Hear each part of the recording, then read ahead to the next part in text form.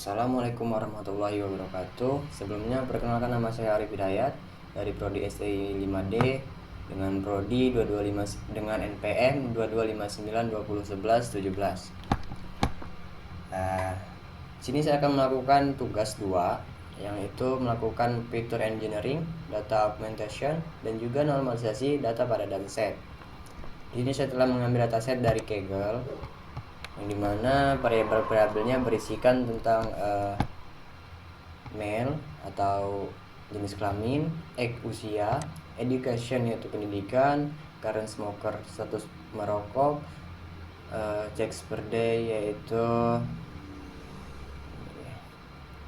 jumlah rokok per hari, BP match, penggunaan obat darah tinggi, prevalent stroke yaitu riwayat stroke, dan juga di sini prevalent high yaitu adalah hipertensi, diabetes yaitu status diabetes, school yaitu adalah kadar kolesterol, cis BP, tekanan darah sistolik atau diastolik,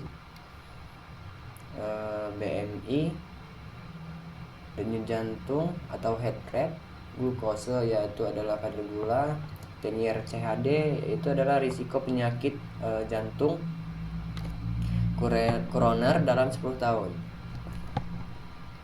Baiklah, di sini langsung saja ke codingannya atau ke collab. Di sini alat atau pustaka yang digunakan adalah Pandas, NumPy, Seaborn, Matplotlib Pilot, dan juga Sklearn.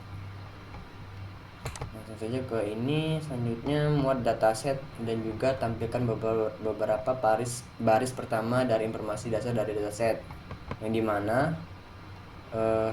kode ini membuat dataset dari file CSV lalu menampilkan beberapa baris pertama dan informasi dasar dataset seperti tipe data dan juga jumlah nilai 0.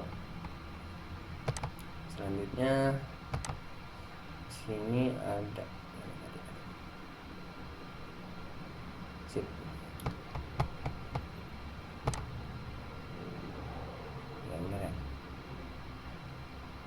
salin dataset untuk menghindari perubahan data pada data asli selama transformasi,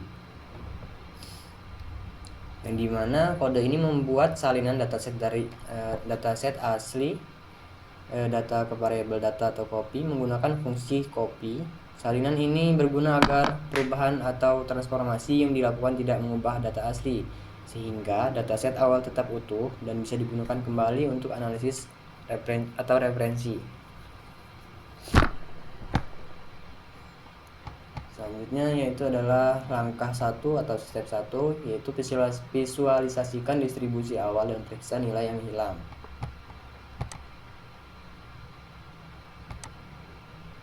Lalu ada histogram kolom numerik dan juga heat map of missing values atau nilai yang hilang.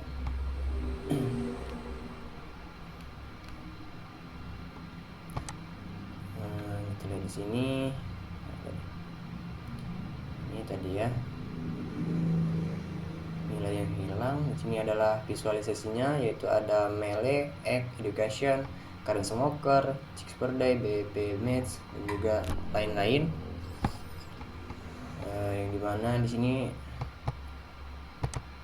Yang dimana kode ini mendefinisikan fungsi initial visualization untuk menampilkan distribusi awal kolom numerik dalam bentuk histogram untuk memberikan gambaran persebaran data, yaitu yang keduanya menampilkan heat map nilai yang hilang, menunjukkan lokasi missing values dalam dataset. Kemudian fungsi ini dipanggil pada data copy.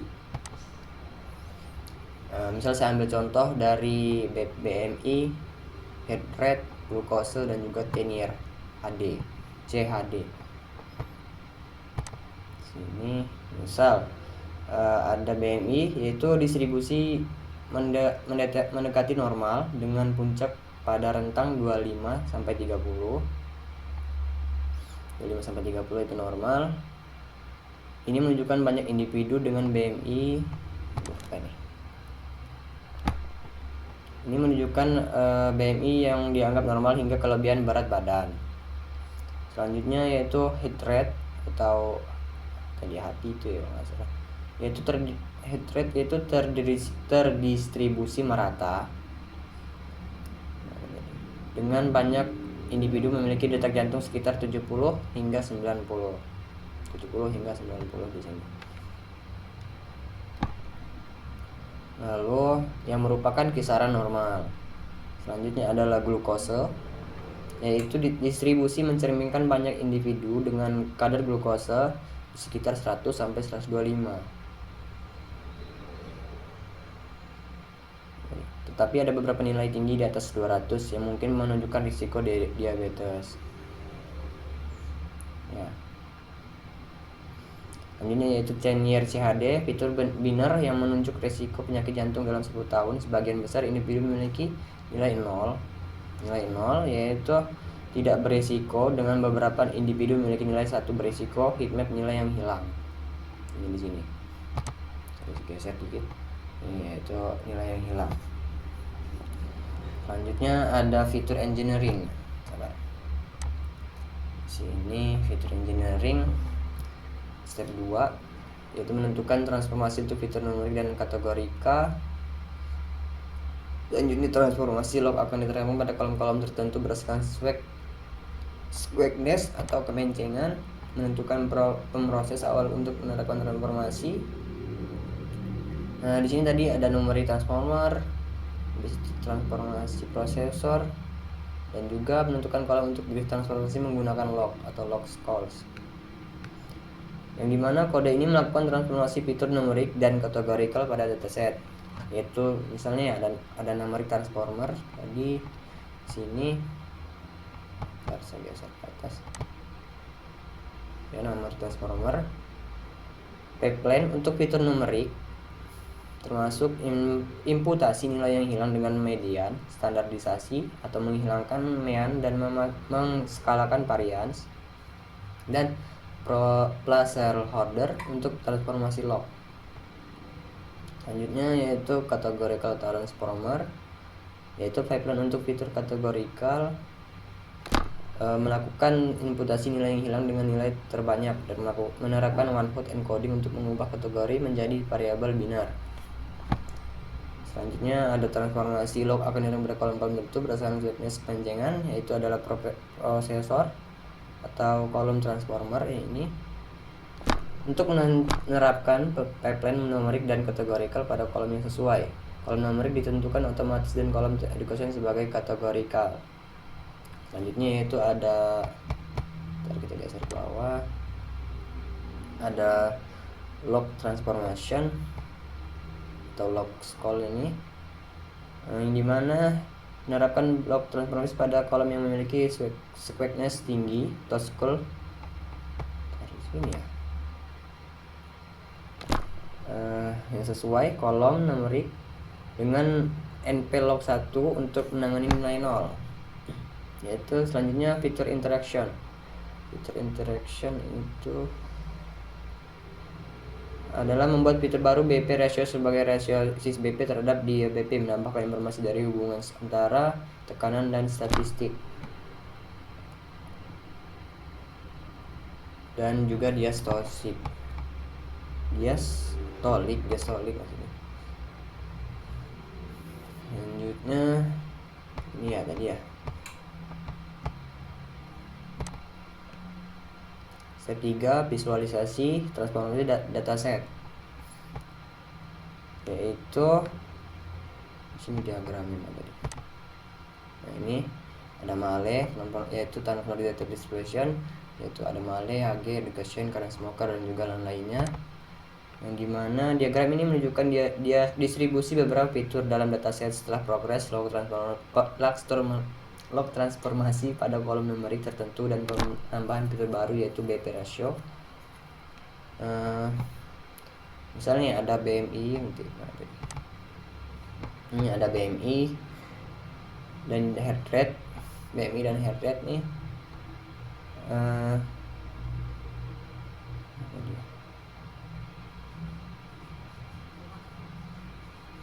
Kolom-kolom ini menunjukkan distribusi yang lebih normal setelah transformasi. Ini penting untuk model yang sensitif terhadap distribusi data. Selanjutnya ada BP ratio. Fitur baru yang merupakan resistance antara tekanan darah sis BP dan diastolik dia BP menunjukkan distribusi normal dan mungkin memberikan informasi tambahan untuk model. Selanjutnya yaitu step 4 aja langsung. Sini ada step 4 machine learning model. Memisahkan fitur dan target. Membagi dataset menjadi data pelatihan dan data pengujian. Lalu menerapkan transformasi dan melatih model random forest classifier atau klasifikasi, membuat prediksi dan mengevaluasi. Yang dimana kode ini melibatkan langkah-langkah berikut, yaitu misalnya pertama memisahkan fitur X dan target Y, selanjutnya membagi dataset menjadi set pelatihan dan pengujian 80/20, kemudian membuat model menggunakan pipeline yang mencakup processing dan klasifikasi dengan random forest classifier. Setelah melatih model, kode ini melakukan prediksi pada set pengujian dan menghasilkan laporan.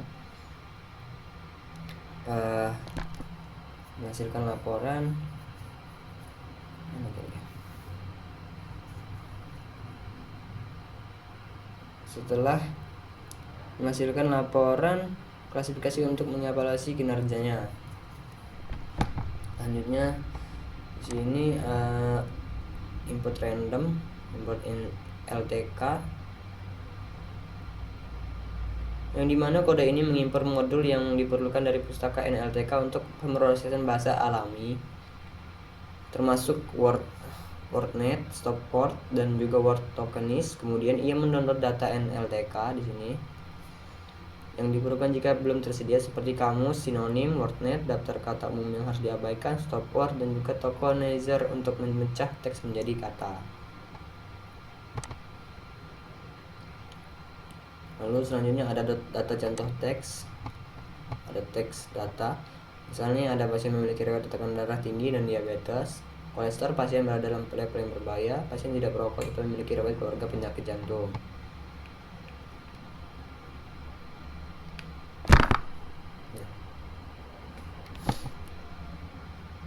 Selanjutnya di sini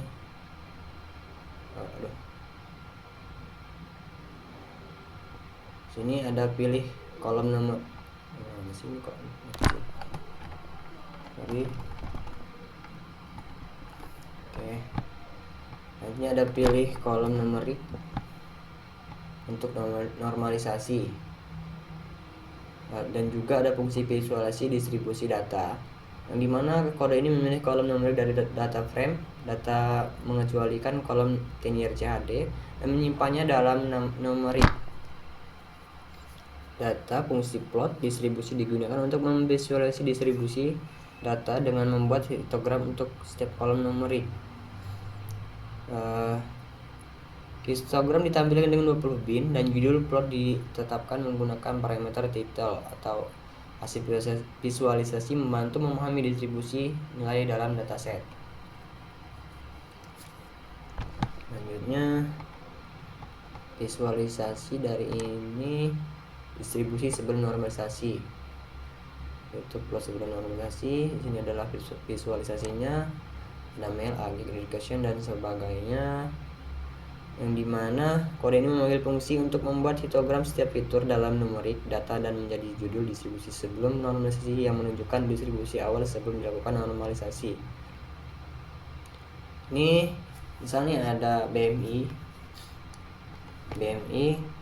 Di sini distribusi BMI yang menunjukkan variasi berat badan dalam data dengan sebagian besar individu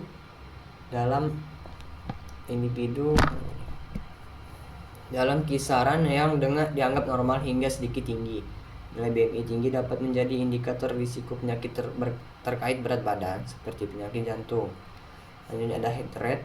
Di sini misal detak jantung tampaknya memiliki distribusi yang cukup merata dengan beberapa puncak tertentu, menunjukkan variasi detak jantung antar individu. Detak jantung yang sangat tinggi atau rendah bisa menunjukkan kondisi kesehatan tertentu. Selanjutnya ada glukosa. Distribusi kadar glukosa menunjukkan variasi yang signifikan dengan sebagian data berada pada nilai tinggi yang mungkin menunjukkan adanya risiko diabetes atau kondisi pradiabetes pada sejumlah individu dalam dataset. Di sini.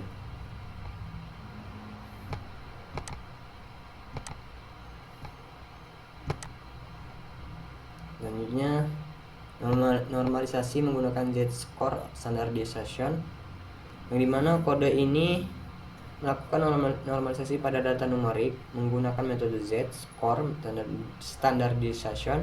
Pertama, objek standardization dari standar scalar dari pustaka scalar processing dibuat, kemudian data numerik atau numerik data dinormalisasikan dengan menghitung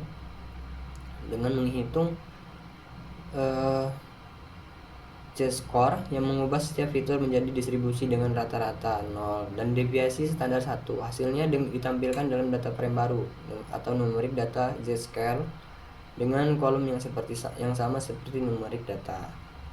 Di sini. Selanjutnya ada normalisasi menggunakan min-max scaling,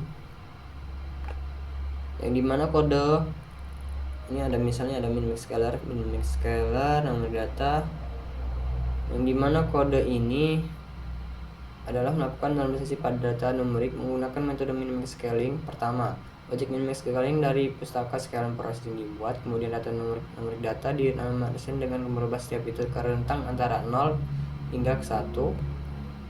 Hasil normalisasi disimpan dalam data frame baru yang dalam numerik data min-max scaled dengan kolom yang sama seperti numerik data, sehingga memudahkan analisis lebih lanjut.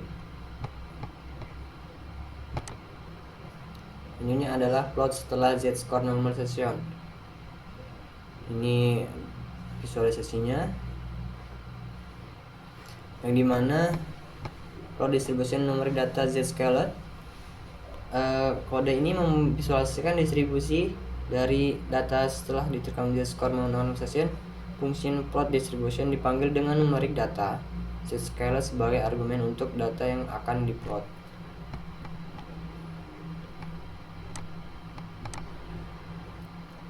Selanjutnya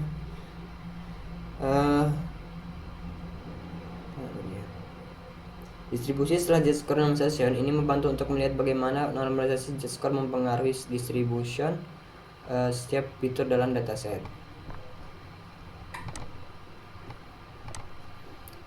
Oke, ini geser kamera. Penjelasannya dari ini.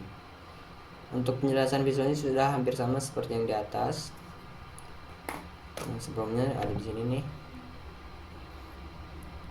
Sudah dijelasin. Selanjutnya adalah manfaat normalisasi dalam konteks model ini adalah KNN, yaitu Kanner's Nextboard. Model KNN mengklasifikasikan data berdasarkan jarak antar titik tanpa normalisasi. Fitur dengan skala besar dapat mendominasi perhitungan jarak, mengakibatkan bias dan mengurangi akurasi.